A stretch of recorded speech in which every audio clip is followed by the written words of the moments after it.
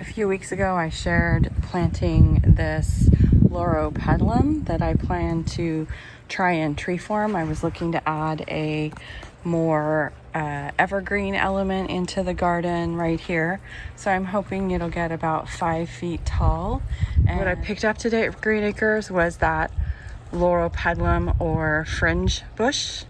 It is the sizzling pink Fringe Flower. The Loropetalum that I recently purchased because I wanted to tree form it went into shock.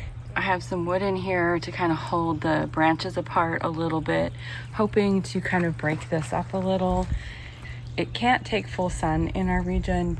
I'm hoping that being under the Chinese pistache will provide the afternoon protection it needs to thrive in this spot in the future.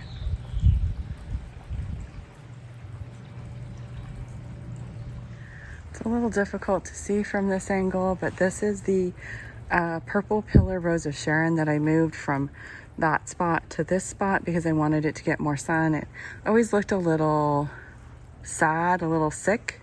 And this is the candy corn Spirea that had been sitting over there behind the sunshine ligustrum.